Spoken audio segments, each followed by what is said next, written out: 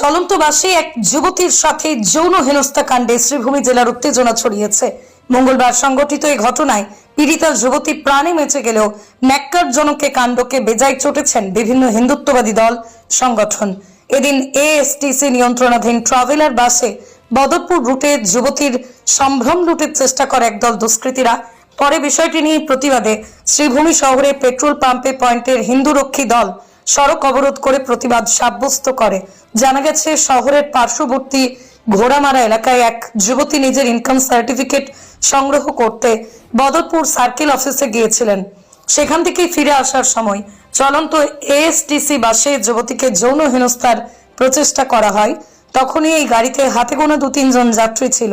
তারা গাড়ি ছাড়ার পরেই মেয়েটির উদ্দেশ্যে নানা অশ্রাব্য অশালীন কথাবার্তা শুরু করেন। একা একা মেয়েটি অস্বস্তি বোধ করতে থাকে। পরিস্থিতি আঁচ করতে পেরে পরিবারের কাছে মোবাইল থেকে নিজের অবস্থান ট্যাগ করে মেসেজ পাঠায়। অভিভাবকরা মেসেজ দেখে শঙ্কিত হয়ে পড়েন। পরবর্তীতে পরিবারের লোকেরা মেয়ের সঙ্গে যোগাযোগের চেষ্টা করলেও মোবাইল সুইচ অফ দেখায়। কোনো একটা সমস্যা হয়েছে তা বুঝে নিতে অসুবিধা হয়নি পরিবারের লোকদের। অন্যদিকে যুবতীর সঙ্গে অশালীন আচরণ বাড়তে থাকে। যৌন নির্যাতনের চেষ্টা চালায় বাসের লোকেরা। বিপদ বুঝে যুবতীটি গাড়ি থেকে নামার চেষ্টা করলে গাড়ির দরজা বন্ধ করে দেয় তারা।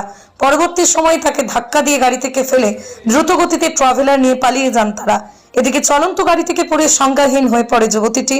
সংজ্ঞা ফিরলে পরিবারের কাছে ফোন করে পুরো বিষয় অবহিত করালে সেখান থেকেই তাকে উদ্ধার করে শ্রীভূমি হাসপাতালে নিয়ে আসা হয়। বর্তমানে তার চিকিৎসা চলছে। এদিকে হিন্দু যুবতীর উপর আক্রমণের ঘটনায় গর্জে উঠেছে হিন্দু রক্ষী দল। তারা পেট্রোল পাম্প পয়েন্টে ঘটনার নিন্দা জানাচ্ছেন। 24 ঘন্টার মধ্যে ঘটনার সঙ্গে জড়িতদের গ্রেপ্তারের দাবি জানায় সংগঠনটি।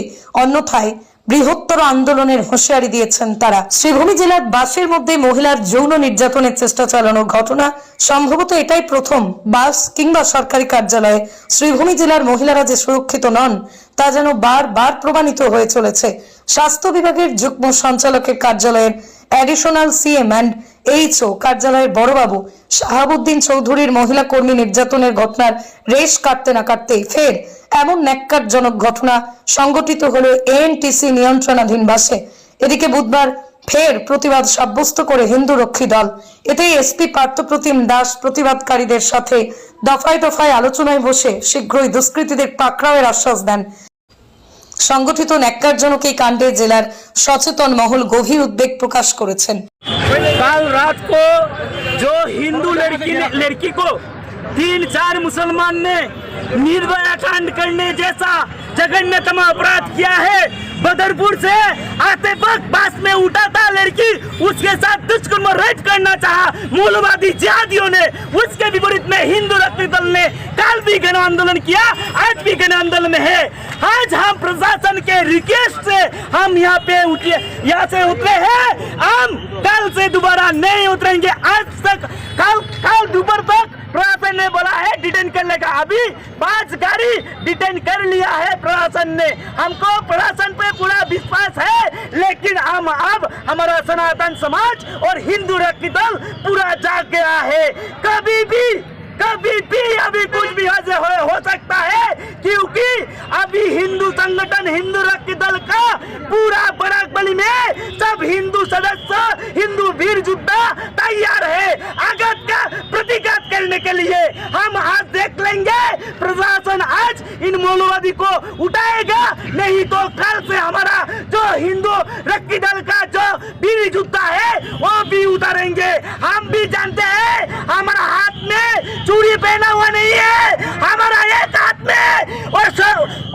में शस्त्र है, तो एक हाथ में माँ काली का जैसा शस्त्र है। हम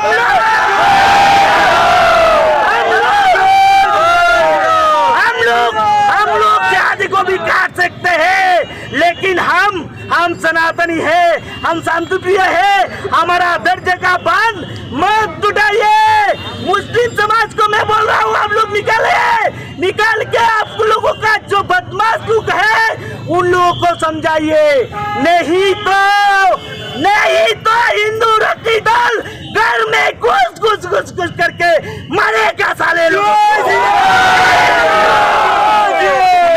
किसी को अरेस्ट किया है क्या? अभी तक पुलिस ने किसी को अरेस्ट पुलिस किया? ने 5 गाड़ी को डिटेन किया है। 5 गाड़ी को डिटेन किया है। एसपी साहब ने सुबह हम लोगों को बोला था, हम एसपी साहब से बैठ के आए हैं। हम लोगों को प्रशासन ने अभी बोला है कल तक जो कल्पित है उन लोगों को वो अरेस्ट करेंगे। नहीं होगा तो ये समाज चुप बैठने वाला नहीं है, आघात का प्रतिघात करना जानता है। ये भारत सेवाश्रम संघ का हिंदू रक्षी दल है।